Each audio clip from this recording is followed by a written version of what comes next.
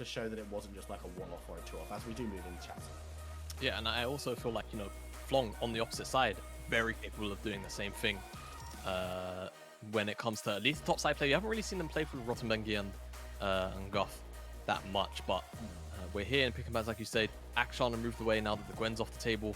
I wonder if we're just going to see a very sort of top lane focused ban session, but said we are going to get the likes of Diana and, of course, Seina's very, very unorthodox champion pool. The Zig's now going to be moved away. She's also shown, of course, the Swain, which was very, very successful in one of their victories, as also the Jinx will be joining the ban table, which kind of prompts me to believe that we might see Caitlyn. But honestly, even when Caitlyn's up, we don't really see too much priority on it here in Div 2. So now we will see the Twisted Fate moved away from 5 Pete, which I think is a very sensible decision. Now, Lightside, they are going to go into the Corki B1, and well, we saw what happened the last game. I feel like Fløng, they'll hover it because they are resident clowns, but will they lock it in? That's the crucial thing. Very confident, the Fløng team members, but has Errol practiced it? Does he feel capable of playing it in the mid lane into the Corki? That'll be the question, as, if you're looking away from that, obviously the other realistic choices are things like the Lee Sin for Shafty, which he's shown time and time again to be very, very proficient at. And you can always go, super early for Errol if you want to go something like the LeBlanc, if you want to try and, have that mid-jungle duo pair up. You can also, of course, go something like the Jhin, which will be the choice here for Guff. Very, very stable. We've seen Jins pop off all day today. So I'm not too surprised to see this one get locked in. I think, at least to me right now, Jhin seems to be performing the most out of any of the AD carries that are sort of in this S tier. And to me, he's sort of rising as the best AD carry emerging onto the patch at the moment. I think one of the reasons for that is he's the one hitting the ban table maybe the least. Aphelios as well. Yeah.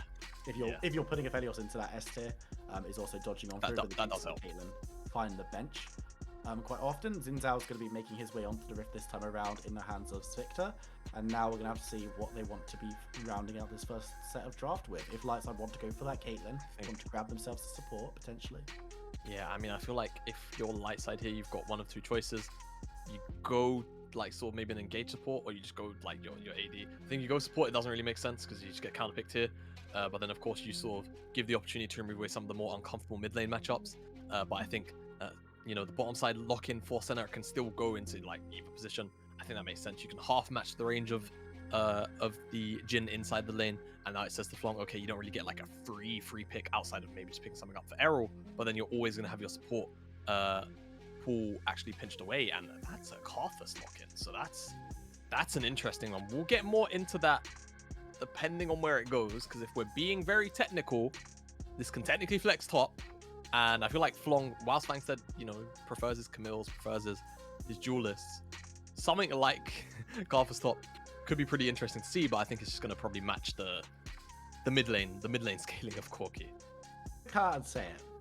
Yeah. I think this Karthus might be bot. You're eyeing up a Jhin mid? Yeah. Okay, it's a hot take. I like it. I've seen it happen. I don't think it's impossible. I don't think it's impossible, sorry. We'll see when we get through these bans here, as I feel like both teams, Lightside, I feel like there's more emphasis to ban away Vangstad's champion pool. Or maybe, with the Gwen, what are they saying here? Camille, Jax, Gangplank, Jace, all options here for Svene. With that Malphite ban, we'll also see the set actually be the option taken away from the center lane. So that's what Fløng are focusing on. Kind of works as a double flex pick as well to remove away another top laner, if that's what they're looking for. And those are my sort of shout outs here for Svene. Get maybe a better idea of what he's wanting to lock in here after the second ban, because it's very clear that they're just trying to maybe set themselves up for a blind pick with that Malphite takeaway. As timer ticks, what will we get? It will be the Rakan. Okay, so one towards either side. So that Malphite ban spells for like 3 or 4 picks. Like I said, we'll see which of those we get. I think the Jace is probably the most on theme for the poke, but of course the Malphite does bully quite a few range matchups. But we're gonna just see the Renekton lock in. So Renekton goes top in for Vangstad. Rottenbengi's gonna be actually given counter pick support, it seems like. Though still very skeptical about what exactly is gonna happen with that Karthus. And now over to Lightside, because top laner still needs to be picked. I think the Urgot would actually be a very sensible and smart pick, just because you can outrange your Renekton, you don't really get bullied by it. And if Renekton tries to trade onto you, you can probably trade onto Renekton just as comfortably, if I had to take a guess. Just because of the shotgun knees. Now, what are we pairing with the center? Because that is the most crucial thing. Got the set removed away, the Leona removed away. You can still do, you know, a very regular support matchup like going Nautilus. Or going into, I mean, I feel like blinding Braum would be a little bit risky, but you've got basically full across the board all attackers, so proccing the concussive blows outside the lane is going to be very, very easy. Plenty of options to touch. Yeah, Sedge, and I mean, of course, you've also just got the Thresh if you want to default to that, but Nautilus, that is going to be the option, so let's see where Flong land, because right now, still skeptical about this Karthus.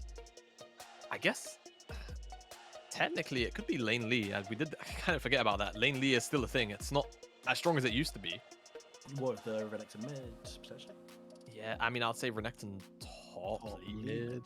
Yeah, I mean, you can do either matchup. I feel like either way, Karthus in a lane and this setup feels a bit odd, but Shafty's so good at this Lee Sin. I feel like it just goes into his hands and we just see this Karthus match the one-to-one scaling of this Corki, and it seems like that is going to be the case. Obviously, we still got plenty of time for the last second swap, but that looks like what Flong are going to be doing. So towards that level 6 mark, dives on the side lane going to be very, very proficient. There's plenty of undodgeable damage that will come out of the Requiem, and of course, some of the range. If you talk about the bottom side, if Shafty shows up, Guff just sets up the curtain call, Requiem comes down, and Shafty and Rotten do their thing underneath the tower.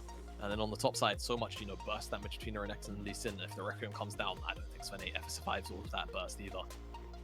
Definitely a very interesting draft. I think Lightside, they're giving themselves options in terms of side lanes, but obviously 5P is going to be a while until we see him come online. So I'm looking at Victor and just saying, all right, how are you going to set up around the bottom side? It looks like it's your only true lane where you can consistently sort of repeat these ganks. And maybe if Angstead oversteps, which he's definitely prone to doing, you can go up there and punish it as well.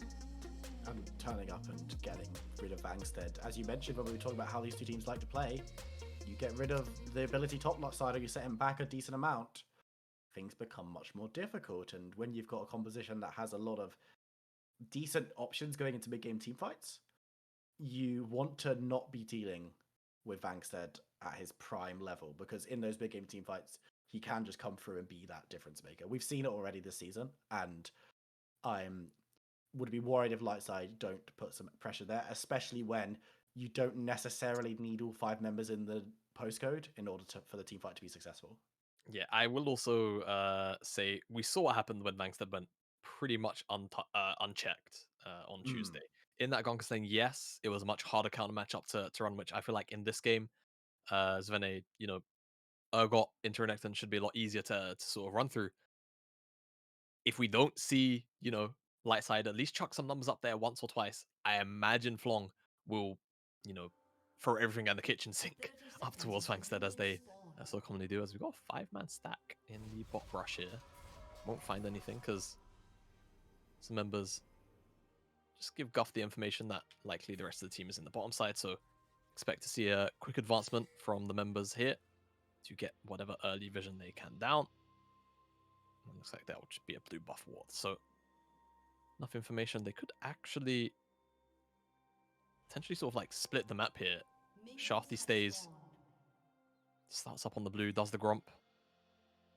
Maybe even the entire top side if he's feeling a bit cheeky, but I feel like blue Gromp into red could definitely be an angle, but looks like they're just gonna retreat back to lane for now.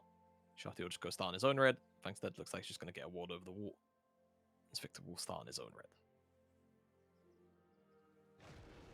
Look at the top side, there's very potential for a little bit of a scrap, but Svene just going to clear out that ward and deny a little bit of vision, which is always good when you can do that as Urgot, starting that W and shooting away. But it will be this Karthus mid lane, which is something that we don't see too often nowadays. Of course, well back in the day, Karthus was a mid lane pickup and was also permabanned. Well back in the day, if you're as old and grey as I am. But what are we expecting to see from Errol playing this matchup, do you think? I think it's just shoving in the lane, getting priority, or just effectively matching, hitting 6, perfect CSing. And then you're looking to just impact the side lanes with Requiem. You're not really looking to do too much else. Expect a bit of a farm simulator out of him. And I mean, the setup, 5P isn't really going to be providing too much in terms of the ganks, right? So, if the lane state stays even, as long as he's got a little bit of vision, Errol, it's going to be hard to pick on him in most cases, just because Victor's got, kind of commit quite far. Touch would also have to do the same thing. Flash plus Dredge Line, unless Errol's really not paying attention. And this will be just for clarification, it's going to be farming center. Seina's going to be one picking up the CS in this lane. No fasting, as the options were removed away. Which is something we've seen a little bit more and more, I guess, would be fasting center being a strong option, but the potential partners not necessarily being the same as you'd expect from back in the day, or the initial prevalence of the build, and you get rid of the stuff like the set, and suddenly the option just goes to being a more traditional marksman, which does work as well, it must be mentioned, but yeah, allows you to pick something like this Nautilus, who doesn't necessarily need the farm, and can allow, yeah, the AD stacking on the passive might not be as big, but the gold being earned is going to be a little bit higher, so you get to those item breakpoints a little bit earlier. Yeah, exactly.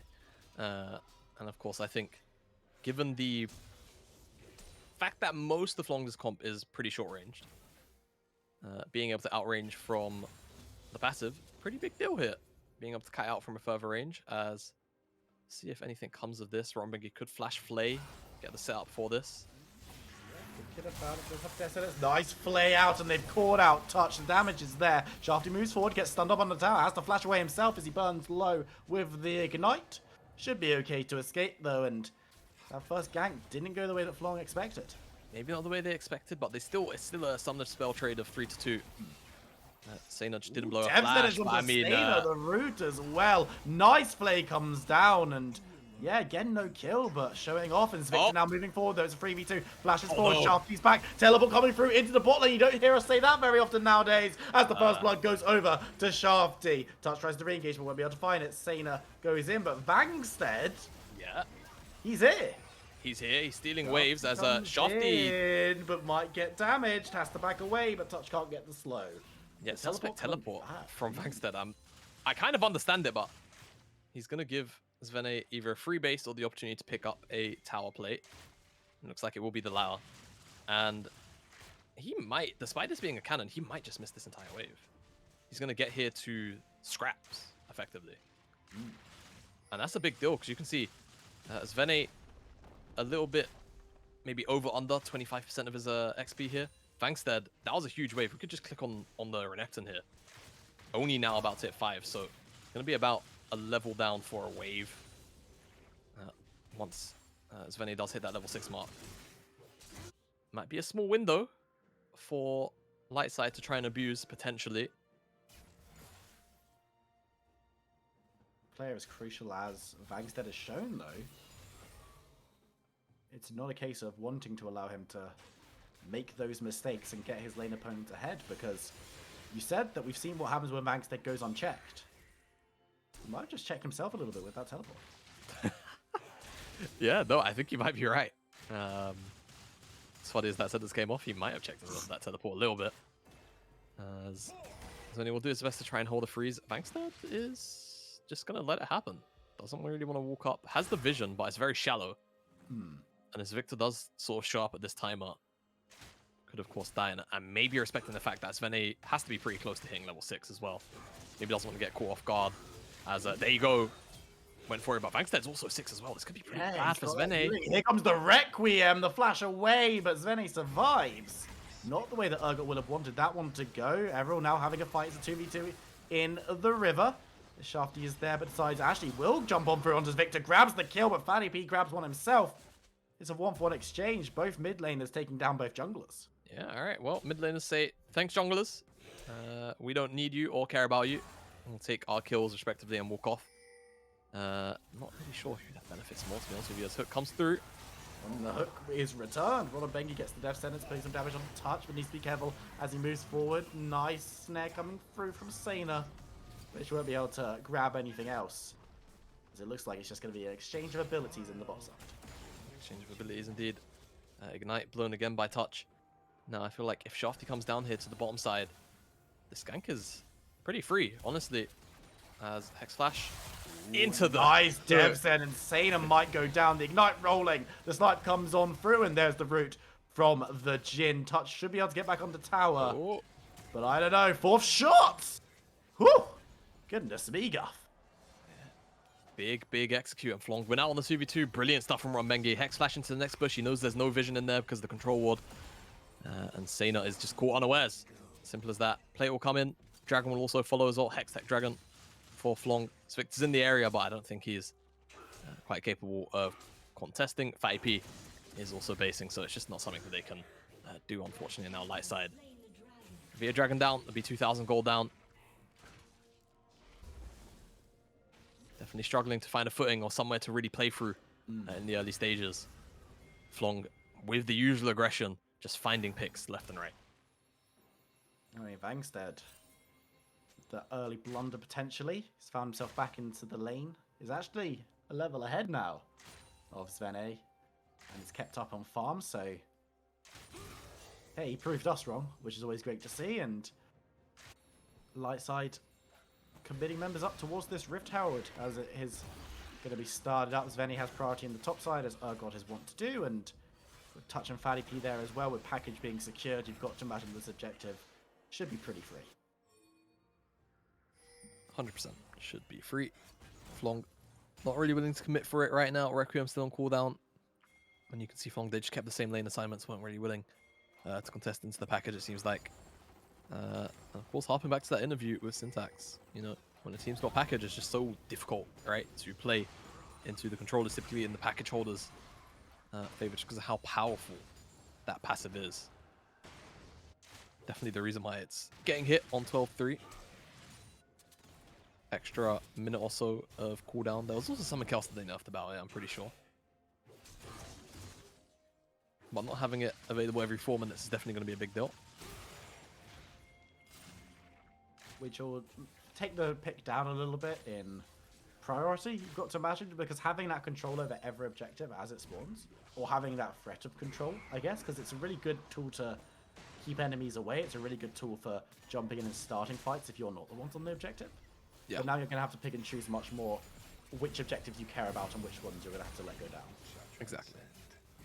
So powerful. Honestly, even thinking about it, like, yes, the 1 minute cooldown will definitely make a difference, quite a fair amount, but in the later stages where teams are only really fighting over, you know, 1-2 objectives at a time, very rarely, I feel like that extra minute might not even end up meaning that much. We'll have to see, though. Once the nerf goes live, how dearly it affects Kokeo. When I say live, I mean live on Pro. Yeah. Of course, patch, pretty sure is live already. See how the pros pick it up and what they do with it, because of course, how the game looks even at the highest levels versus how the game looks on the stage are two very different things a lot of the time. And 2 plates have already been taken down on this bot side by Guff and Ronenbengi, who have been having a very solid, very strong performance down in this bot lane. Yeah, and I think especially a lot of that has to do with Ronenbengi's responses to a lot of the situations, and of course that very proactive Hex Slash to get the double kill in the first place. To set Guff up for his 201 lead right now. Up 20 CS. Also just picked up that Gale Force with the Swifty boots, so he is very much online and very much a very scary threat. And I feel like Flong, honestly, kind of pick of the litter where they want to play towards. They've got this Gorgon Kira Necton ready and suited up. Zvene's gone into the Ninja Tabi plus the Cole, so he's very far away from Mythic anytime soon. And in the mid lane, you don't really have to touch it. You've got Requiem, just go to the side lanes. So Flong, the only thing that's really stopping them maybe from a potential snowball is threat of, you know, a response to the Herald, waiting for Lightside maybe to try and use it proactively before they go and respond to that Herald goal. So they're just scrapping over a ward. We'll be able to control that one. Sena and Touch now giving a little bit more respect to their lane opponents. The Death Sentence doesn't land this time around, which it has been more and more. Bengi especially showing exactly how powerful this Fresh can be, both offensively and defensively. But we've got into a little bit of a lull. There's not too much to fight over. Dragon up in 50, you've got to imagine, could be in next. Well, of course, wherever Rift Tail's being dropped, it looks like top lane could be the focus, which is something that we wanted to see a little bit earlier on. But Svictor now setting this one up. Vangstead going below half health, actually, with Fear Beyond Death. There's potential in this top side, but it looks like it's just going to be the charge, the gold, and the leave. Yep, that's it. Now Flong, they've got all the information they need from where Svictor is. They've got the Requiem, and they're going to go for this dive. That was the flash away, though. puts up the curtain call, and Shafty won't be able to find a follow-up. So, not the optimal play there from the bot side of Flong, but they do chase away Lightside for now. In the top side, we're seeing a 1v1. Vangstead has the level advantage. Fear Beyond Deft is available, as Svene will strafe under his tower. Nice ultimate coming through onto Bengi, catches out Shafty with the root. It's going to be a double as Vangstead gets the kill on the top side. What happened there? Yeah, I mean, I guess Svene was brought quite low. Vangstead, he's got the Gore Drinker, he's got the Q healing. Had the flash as well. Kick, Q. Oh! Upside, the Requiem's going to come down. Touch helps everyone get his first kill of the game. Second kill of the game, I should say. Asena under tower, very low on mana. But Shafty not going to jump in this time. Yeah, very low on HP too. I know it looks very deceptive, right? The health bar's quite full, but Senna very low base HP. You can see only sitting at 300 HP even with that much health. 300 looks a little smaller on the health bar, which is obviously, you know, sort of the antithesis of how the whole thing works. So now it's Victor trying to pick up the Dragon Mask. All this bottom side shenanigans are going on. I mean, it just looks like a leash. Yeah, it is really just that. And thank you very much for your life as well. He does trade it for Victor in the end, which is nice. Baddy P will get support from Urgot, so we'll be able to fly away. But that was not necessarily optimal from Lightside, and things just starting to slip out of their hands a little bit. Yeah, no, genuinely, I think the game is starting to fall out of control. This 4k gold lead probably feels a lot bigger than it actually is. Let's see if Shafty can find the Sonic Wave here. Still no mana. Finds the Sonic Wave onto touch, it will also get rooted up, but looks like no players. They do look pushed down mid lane. But let's have a look exactly what happened in this top lane, because it was a 1v1. How's Red to win this? So we saw the original part, right? This is the part of the trade we saw before we fame back down to the bottom side.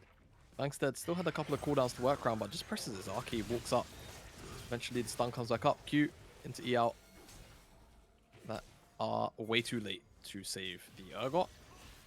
I'm not even sure it would have made much of a difference, to be honest with you. As Svene just gets solo killed under his tower, simple as that. Vangstead hasn't really had much mind paid to him by Flong, but found his own leads. And right now sits 2 levels above Svene and a significant amount of CS as well. I'm going to bully him off these Krogs.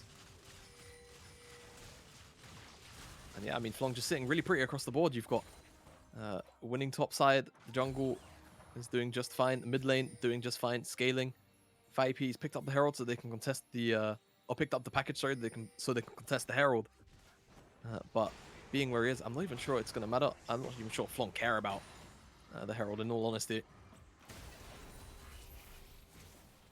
But it yeah, could the be bottom side as well. Back into it.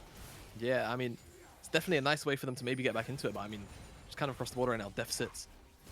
Going to be very difficult to come back from, just simply because some of the, I mean, the engaged tools are very limited, right? Just because it's pretty much just Nautilus, and that's kind of it. Follow-up has to come through as 5EP. Must use the defensive package to get away from the tower, but grabs the bounty. Requiem is going to be enough. I don't know, but Victor's going to have to knock away the curtain call, has to ult himself in order to get out. And Shafty moving forward. If the Resonating Strike hits, he could look to jump in and try and grab a second, but decides that he doesn't back himself. Unless he backs himself in a sneaky way, can't find the strike. And will wander back towards the mid lane as Guff and Bengi are doing just that. But I think Lightside might have left a little early. That tower doesn't go down. And Vangstead on the side, actually they've just walked into the belly of the beast. Vangstead cuts down. Touch doesn't get the escape. Vangstead uses the slice, uses the dice, gets knocked up by the ult, and Svene shows that the crab can stand up to the crocodile still, as Vangstead is forced to back away. Yeah, no, actually, maybe caught out here. Ooh, the fight in the Raptors is pretty big as Guff moving on forward. Touch goes down, but they grab in and mulch one of the members of Lightside. Flong will be able to survive. They grab a couple. It's a good trade in the end of the day, but they maybe overstayed a little bit. Yeah, maybe just overstayed a bit. Get the Herald dropped here. Guff should be able to pair up here with Vangstead and Shafty and just take this one down. I don't really see Lightside defending. They could even get a second charge, I think, with Victor dead. It's definitely very plausible, though it seems like they're going to give up on the idea. Get that one over. And Flong, I mean, just continue to sort of extend their lead here. Lightside kind of just feels like they're left guessing. Like, they don't really have anywhere to play through right now. Yes, the Corki's 301, but it doesn't really feel like we've not seen Corki pop off, right? He's just been picking up these kills just sort of quietly. Whilst he is strong, Flong haven't really, they've not contested around the package objective or anything like that. They've not given FattyP the opportunity to actually flex his muscles a bit. If they keep on playing with that kind of discipline, then I think, like I said, they're really going to be in trouble, because I think FattyP is maybe the only avenue they have to coming back into this game right now. Sana's, it's going to take a very long time for her to scale up on the center. Objective bounties will help, but it's only a very brief amount of injection. Going to need a little more than that, as Vangstead 2 items actually opts for the Black Cleaver as a second. Interesting choice. Definitely much more a 1v1 item. Of course, with the Ruthless Predator, you do apply a lot of stacks, and the fallout damage from that can be massive. Nice double hook coming on through. Touch is caught out, gets the ultimate, but will burn down. Shafty now moving forward, might look for a second as the curtain is called. Sana dodging with those dancing feet, takes the 4th shot, but doesn't take the death sentence, which is massive. Rooted Bomb needs to be careful. Shafty dives on through, tries to get the damage through, but might have to take the lantern. Vangstead marauding forward. There's the Requiem. I don't know if Senna survives. Yes, she does! With the ultimate shielding herself as well. But the snipe from Gov denies the excellent play. And Flong once again take the fight at the embers. Yeah, take the fight. And I mean, it's just the back end damage of that Requiem, man. You can already see how much damage Flong are doing, even without the Carthus participating. The extra burst is pretty much overkill here, as Victor fighting for his own red buff. Gonna be able to get it, but I mean, that's 3 dragons now for Flong. Lightside, it really feels like they're running out of options. It's just pretty much just Corki and the Dream, and that's about it. Sana miles away from coming online and scaling. Same thing for the Urgot. If Flong, now the only thing they really need to keep in check is themselves, I'd have to say. Make sure they don't overreach, overstep, maybe in a position like this. And yeah, Rottenbengi just doing a good job of shadowing his top laner. And that's all. They just need to keep the confidence in check. Make sure they're not overstaying, not overreaching, going for these coin flip plays, because right now the game is fully inside of their control. This might be classed as one of those coin flip plays, but let's see how Svene reacts. So he's got support coming on through as Touch is running down. But Vangstead not so keen, gets caught with the Fear Beyond Death. The Dominance will be popped, but can they get him below the threshold to grind him up? Yes, they can. The coin has flipped, and it flipped on tails. Yeah, it flipped on tails. I mean, it's the only thing. Vangstead is his own biggest enemy. I don't know what else to tell you. I think also probably a lot of the Flong members too are very much aware of this. So this will result in not only the big, massive shutdown that goes into Urgot, but additionally this tower should drop because no one on Flong's side is actually there to cover. And that's a massive amount of gold. Assuming we don't get to see any action here, can we just get a quick flicker of the gold values here? Yeah, 2.3k gold for Svene. That's a lot in his back pocket. 1k as well for Touch. So a lot of gold left unspent. I feel like Svene should be able to pick up a full item. I think he had a couple of components. It depends on what he's going into, really. I think if it's the Hull Breaker second, he should have that one completed and ready to go. It's actually the Iceborne, or it's called the Frostfire Gauntlet now, isn't it? Yeah. Frostfire Gauntlet will be picked up second. I'm not going to opt into that Hull Breaker, which you've seen very commonly as a first item in many cases, actually. We'll go for the more team fight, tanky-based build. Got very capable of working off his bases these days, as opposed to prior iterations. As Lightside, they're just contesting for the mid lane wave right now, but what are they going to get for it? They're just getting mid lane pressure just so they don't have to soak up anything themselves. It seems like the answer is simply yes.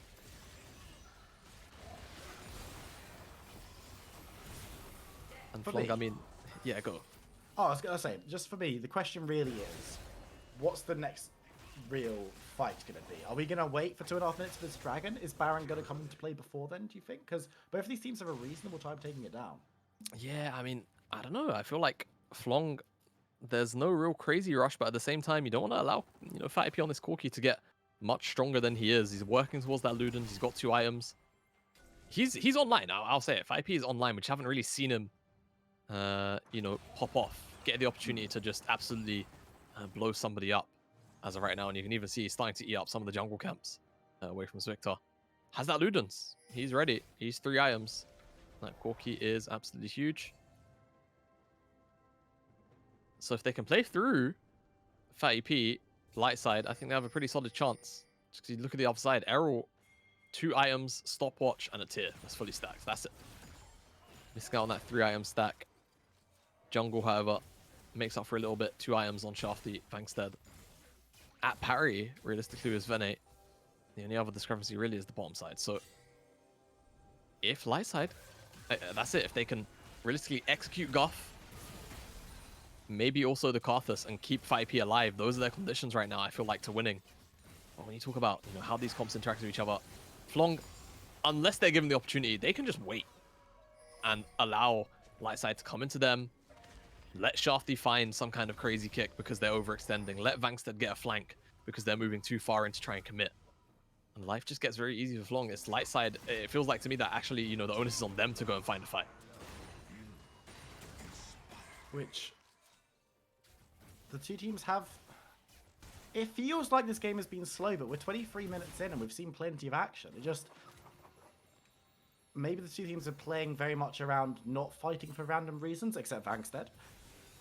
And are just looking to take scraps over these objectives. This could be solved if Flong want to grab this one. You've got to imagine that that would be not a deciding thing, but it's definitely a priority, and it would put the game... So they'd have such an advantage in fights, then you've got to imagine they could be a little less methodical, a little bit more cavalier with their engages and what fights they decide to take, because they would have that innate huge advantage. But it's Lightside who have run the river right now, but Vangstead and Errol are looking around the side, but now they're not going to win this fight. It's a 3v5 as Guff is engaged by Penny B. He gets the shutdown, and Lightside really want to take this fight. Shafty's going to be the next victim, will be shut down by Saner. And just like that, Flong looking for the flank, but they just get forced in the mid lane. And Lightside can now deny them the soul. What did we say a minute ago? 5P needs to be given the opportunity to actually use his damage, and they have to assassinate Guff, and it works exactly like that. 5P packages through the Flong lineup, immediately onto Guff. Flash and heal is enough. Blown up by this 3-item Corki, and now they get to pick up the dragon. They're going to deny the Ocean Soul, and they're also probably going to get a good look in at Baron. I just don't know if Flong really have the tools available to actually deny this. Yes, they can pull the trigger on the Requiem. They can kind of throw their bodies at it if they want to, and it's certainly a plausible idea, and I think they might be on the same page here. Errol's gonna flash it in the back. Errol's gone in the fight, but gets taken. So low goes Golden. Vangstead is causing such an issue, but will be taken down eventually. Svene takes down Karthus, who's gonna throw down the Requiem, and everyone from Lightside, they're not convinced. It actually will back away. The heal comes through from Saner, but the call is made to retreat, and it might have looked scrappy. It might have looked wrong. But at the end of the day, Lightside don't walk away with Baron. Yeah, they don't walk away with Baron. Really well played by Flong, honestly. Recognizing not only does Errol have the stopwatch, he's got the passive, right? So he's going to dissuade a lot of members from walking inside of the pit. Let's talk about the initial play first, because we were just saying, if Guff dies and Corki gets to actually use the damage, 5P gets to use the damage, it's absolutely massive. Look where he goes, immediately onto Guff. Depth charge follows him through as well. And that's just an immediate shutdown. And Shafty just kind of face checking in a position where he shouldn't. It allows Lightside this opportunity to engage. And again, Flong, their own worst enemies. As now we talk about the repercussions of this fight, right? Svene working towards a 3rd item. Saner now has the Gwintus, also working towards the 3rd item. 5P additionally has the Hex Drinker, so that ultimate from Errol, a little less threatening in terms of the execution factor. Lightside are kind of in a position now where they're capable of contesting for the rest of the game. Flong weren't quite quick enough on consistently pulling the trigger to ensure that Lightside weren't finding ins. And now the pressure, the pendulum, it swings back in Lightside's favor. Rottenbengi has flash, potentially caught out. The root comes in. Ooh, will survive, but takes a bit of damage. And now Touch might not be on the same page as a decent chunk has returned. Interesting decision, but Nautilus is a beefy enough champion to survive that one. And now they're moving back towards this Baron buff, but Saner throws the ultimate down just to dissuade backs, you've got to imagine. But there's vision on this. I don't know if Lightside can contest 5v5, even 5v4. Vangstead have to teleport, but he's on the bot side, and yeah, the Baron's going down relatively quickly, but the call is suspect, and I think Lightside members are starting to appreciate that. They're still on it for now, but the curtain has been called, and just throwing down the Jhin ultimate will be enough to dissuade the objective. I'm not really sure what Lightside were hoping to achieve. Yeah, me neither. Definitely a bit ambitious, but I kind of understand it, right? They feel like, and I would be inclined to agree, that they are stronger than Flong right now. But I think, again, it goes back to the package from Corki. I think they really need that. I think that's a very crucial tool that they need in order to execute these team fights as flawlessly and as effortlessly as possible. Because without it, I feel like it's definitely a little harder. For AP, however, it's not like he needs the package to absolutely operate, but I mean, it just makes life so much easier. And it makes Flong's life that much harder. And again, with the limited engage options, Lightside, you know, they kind of need Flong to do what they just did, sort of walk into them, give Touch the opportunity to, you know, just drop a depth charge on Guff and just let FiP do the rest. Maybe even Svene with Fear Beyond Death from downtown. And that's the thing. The front line of Flong is relatively limited. It's mostly HP right now. Vankstead has picked up this Death Stance as the package respawns. Thank you very much, Observer. Teleport coming on through though. Bound has been started up by Flong. But this is also a little bit questionable potentially. Teleport's available for Svene and Lightside are aware. Yeah, they're very much aware this is happening. And the only thing that's really benefiting Flong right now is knives out of a bush though and looking for the damage. Will they be able to take down Sena? Yes, they will. And that's a big catch. Touch might be in trouble, gets cut down as well. But Fatty P's untouched. Hasn't been able to grab too much though, getting the damage down. The members of Flong are still standing. Shafty gets on top. The Death Sentence misses. The Flay does not though. As Fatty P goes over the wall, looking for Shafty, looking for more. Could look for the triple. But at least it might be a little bit too quick. Fatty P flying on through. But at the end of the day, it's an even fight. But again, I'm really not sure what the plan was. They have to kill the Yordle. If they do not kill Corki, Flong are not going to win these team fights. Nice. It's well and done that you find that flank and you do pick up Sena, but at the end of the day, Sena's not really the same damage threat that FiP is on this Corki. It's not even remotely close right now. You've got a 4-level difference, an item difference between the two carries as well.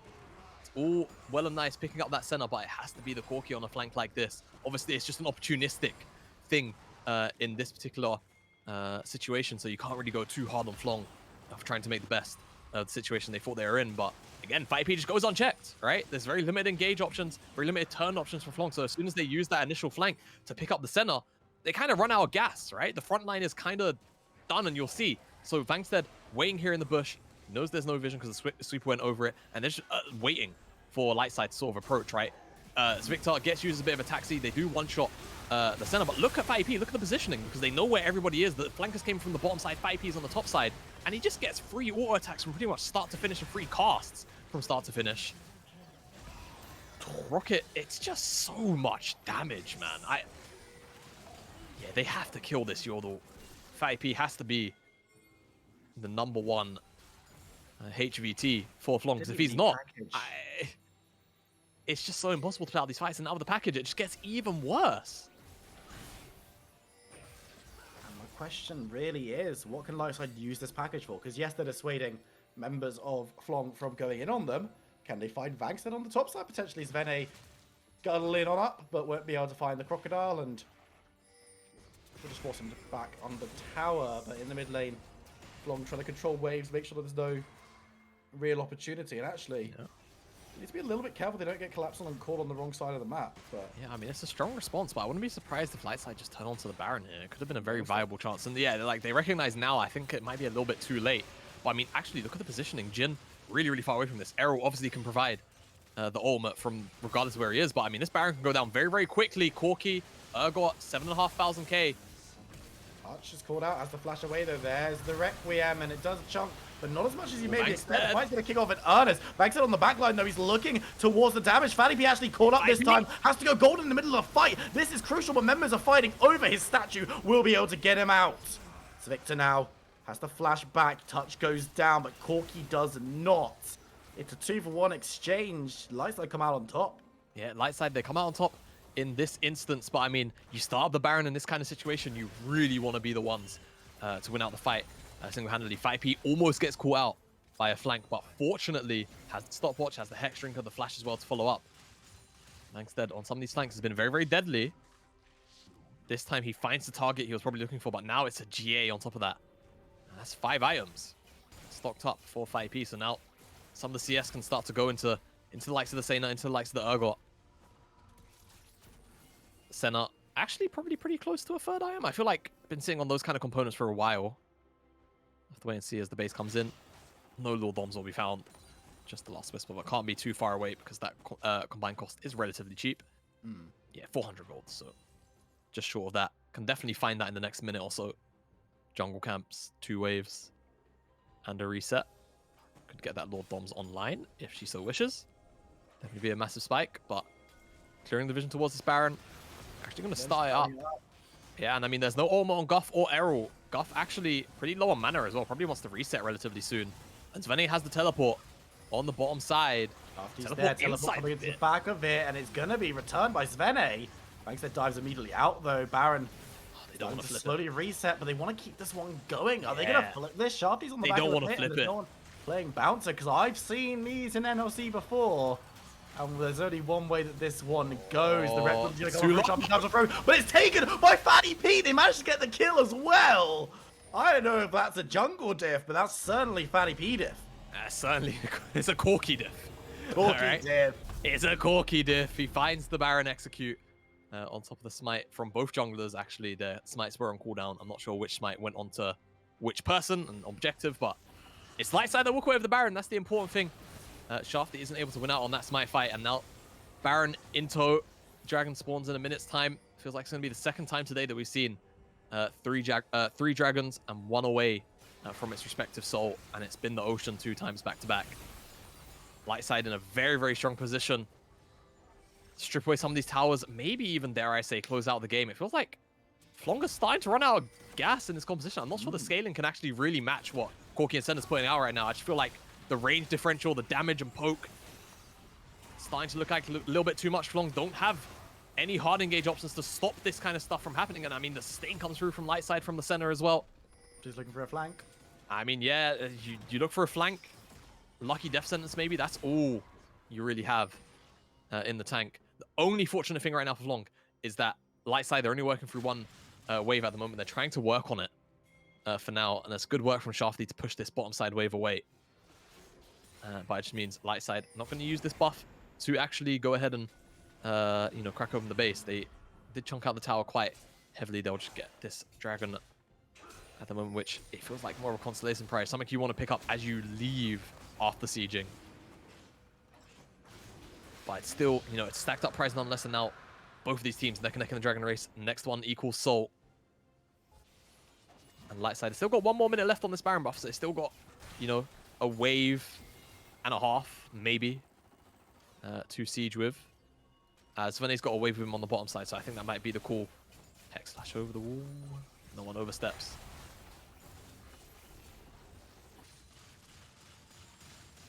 Just saving myself. You can tell there's going to be a huge fight in the offing because Fløng, as you mentioned, it feels like it's slipping through their fingers and they want to grab hold of this game sooner rather than later. Lightside in a very powerful position. Trying to throw out a little bit of poke, can't find any of it though, and Shafty once again looking for the flank, finds touch, but not really the focus. Lightside doing an excellent job of covering their flanks and their rear. And now they're going to be getting in on towards this tower. They're not finding under tower anymore as the Ron Bengi gets death sentence, but so much damage comes on through. He's going to be forced to back away. Shafty's behind, but he's not going to be able to find anything from that angle. Lightside take the inhibitor and move away. Excellent play. They've really come back into this game. And I don't know what Fløng can do here particularly. Yeah, me neither. I mean, it just feels like the scaling is just winning out, right? This is one of the, you know, there's a lot of talk in the community at the moment, at the analyst level around, you know, the importance of range, right? And I think this is pretty much a case study for it. When a team doesn't have any hard engage and you just get outranged, this is just what it looks like. And this is how it feels from the Fløng point of view. You just don't get to play the game, quite frankly. You just have to rely on, you know, this Lee Sin, this Renekton to try and find flanks. And if they don't find them, they don't find, you know, the key targets. It just doesn't really matter. And I think now that Seina's picked up the stopwatch, obviously 5P's got not only the more Morpheus, but it's the Guardian Angel plus Flash. Maybe a package in the offing as well in the next couple of minutes. And whenever he feels like picking that one up. It's just too difficult, I feel like, for Fløng to really match that level of scaling. And you can understand the idea of the Karthus, right? Trying to handshake the scaling and say, okay, you have your hyperscaler, I have mine. But Corky just seems to be winning out absolutely handedly in this exchange.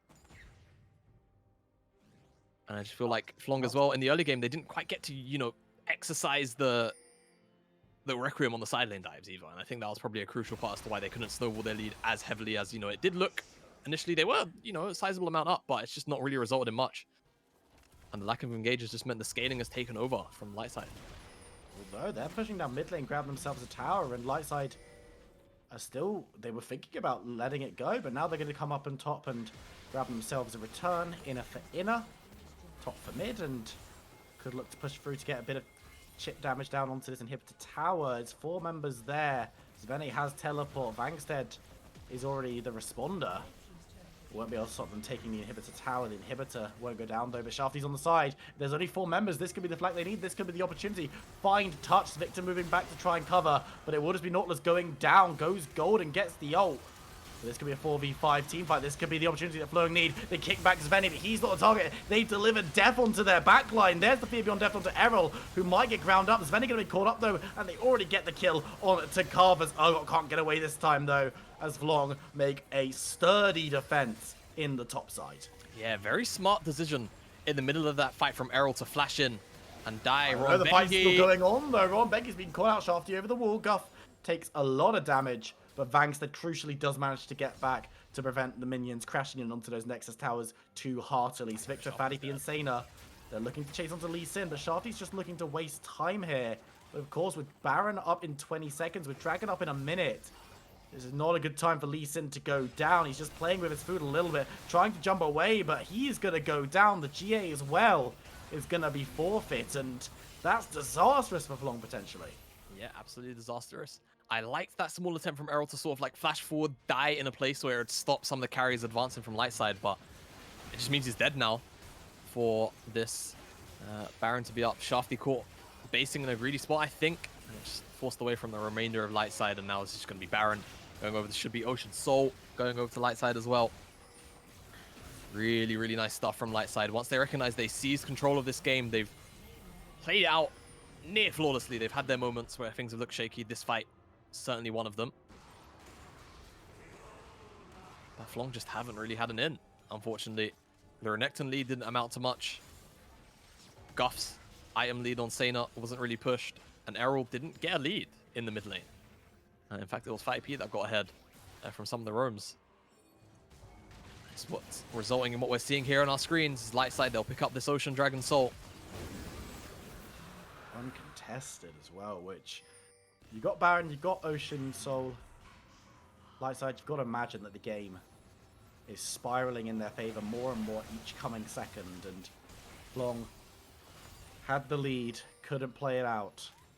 Have put up a strong defense, but with package, with double buff. Fatty P and the rest of his team are looking to siege onto this mid tower. You've got to hope, if you're a Fløng fan, that there's one last fight in them, that they can maybe look, but Vangsted has been caught out. Touch gets another nice ultimate coming through. Fatty P dives onto the back line, looks to get a kill, but can only find Vangsted where the rest of his team is. That's a decent Requiem. Will it take anyone down? I don't think it will, but it takes Touch super low, gets caught out by the curtain call. Sena on the back also needs to be careful, but there's a line of meat in front of her, as the Nexus towers are the focus. The inhibitor bot will respawn, but Errol gets deleted. Yes, he's still going to be useful for a couple of seconds longer, but then there's a long old death timer, and Lightside will be able to pick up the second inhibitor for free. The first Nexus tower also goes, but they've still got they've still got Baron buff. Fatty P is still on target as Ron Bengi gets focused. There goes Shafty into the back line, but there he goes to the grave. Guff trying to waste time, but will only waste the time of one. Victor goes down, but so does the Nexus. Lightside, comeback kings, take the win. Comeback kings. I mean, I will say, I feel like this was more at the fault of Fløng, but Lightside, once they grasped the opportunity, took it by the horns and just ran with it to the finish line. For sure. And that's the crucial thing. Once they recognized Fatty P hadn't really fallen behind, once they recognized, Sena, yes, had been sort of eventually brought back up to parry with the likes of Guff. And Fløng just, again, I feel like it's a bit of a symptom of the draft in the mid game. They didn't really have any hard engage to work with. And Lightside weren't really griefing on the side lanes to give them the opportunity to pick on these side lane members, so they couldn't really snowball their pressure into other parts of the map. And yeah, I just felt like that was just a very well played out mid game from Lightside and very disciplined to just recognize, okay, fight around Fatty P, make sure our target selection is on point, which was that specific dragon where we saw Fatty P absolutely assassinate Goth. And from that moment onwards, it was just Lightside's game to win.